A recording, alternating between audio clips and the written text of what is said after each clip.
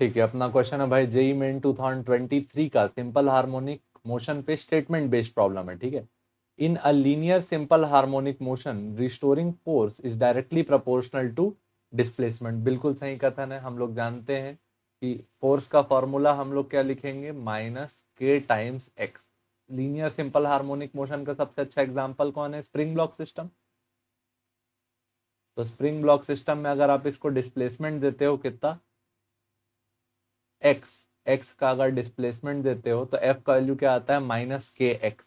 और हम लोग जानते हैं स्प्रिंग ब्लॉक सिस्टम सबसे अच्छा एग्जांपल है किसका, एसएचएम का। Acceleration and displacement are in opposite direction. Acceleration और डिस्प्लेसमेंट कहाँ रहते हैं, अपोजिट डायरेक्शन में। इसको सोचने के लिए हम लोग इक्वेशन का यूज कर लेते हैं।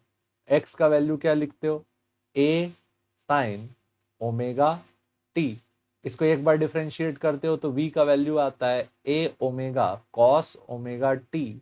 और एक बार और डिफ्रेंशिएट करते हो तो एक्सेलरेशन का वैल्यू आता है minus A omega square sine omega T.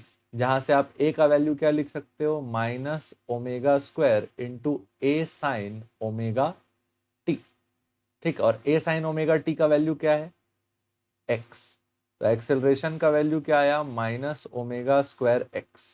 तो एक्सेलरेशन का जो वैल्यू है वो प्रोपोर्शनल है किसके, नेगेटिव एक्स के। मतलब कि एक्सेलरेशन और डिस्प्लेसमेंट का साइन हमेशा क्या रहेगा, अपोजिट। तो ये स्टेटमेंट भी क्या है, true. Acceleration and displacement are in opposite direction.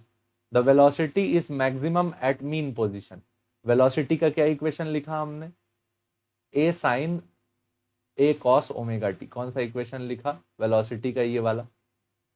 ठीक, क्या formula, v equal to A omega cos omega T. अब इसका अपने को बोला है मैक्सिमम, क्या बोला है, मैक्सिमम।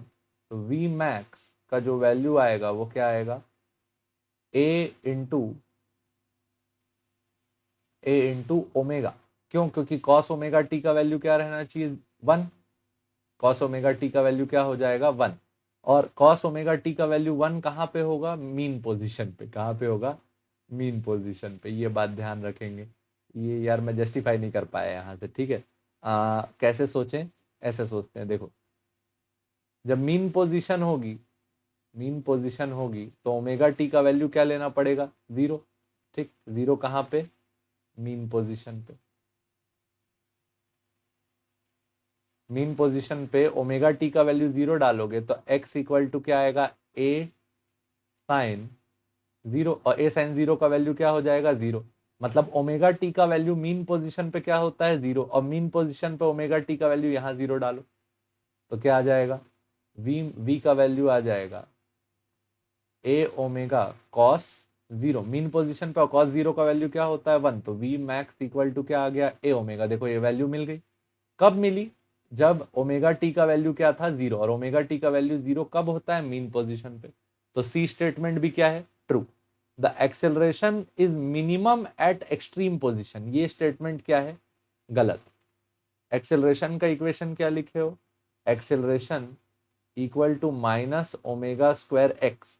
और जो आपका एक्सट्रीम पोजीशन है, एक्सट्रीम पोजीशन, एक्सट्रीम पोजीशन पे एक्स का वैल्यू क्या हो जाता है, एम्पलीट्यूड के बराबर।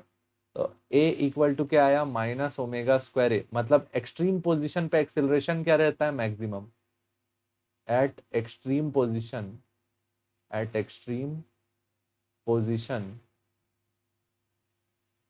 Acceleration is maximum. ठीक, एक्सट्रीम पोजीशन पे एक्सेलरेशन क्या रहता है, मैक्सिमम। मतलब कौन कौन सा स्टेटमेंट सही है, ए बी और सी। ठीक है, डी स्टेटमेंट ट्रू नहीं। ठीक, होपफुली आपको समझ में आया होगा। इक्वेशंस से सोचना था काफी हद तक। देखने के लिए धन्यवाद, जय हिंद।